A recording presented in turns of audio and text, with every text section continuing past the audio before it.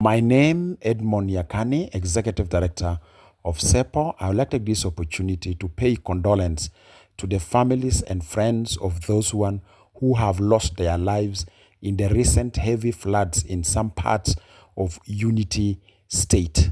We are aware that Unity State every year keep on suffering severely from the shocks of the floods.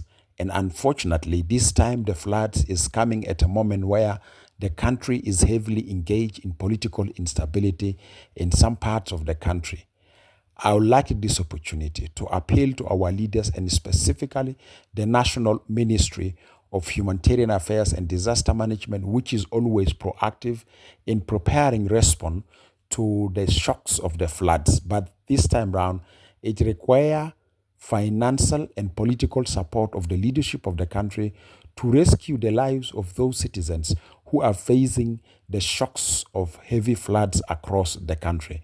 We are expecting a heavy floods this year in some parts of the country, like what we have witnessed last year.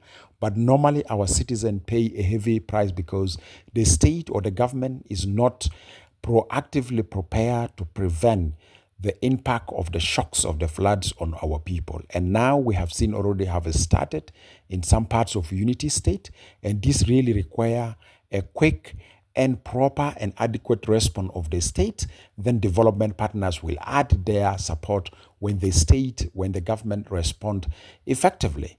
We like to call upon the communities to take pre-actions in doing their own local response mechanisms to the floods and listen to the public messages in the floods. But also like to appeal to the citizen that are affected with the floods, that sometimes these floods comes with other disaster on our society. For instance, either in the face of these floods, we'll have incidences of deadly communal violence or incidences of rape or competition over highland. So I'd like to urge our communities that please abstain from using the floods for committing any other atrocities or crimes or violence. We must be peaceful and we must not utilize the floods to commit other crimes against our own fellow citizens. On a special note, I would like to call upon everybody that is preparing to respond to the floods or communicate to the floods. Let our response and communication be inclusive, because also the population of our persons with disabilities are affected with these flood shocks, and their effects become double because they are disabled.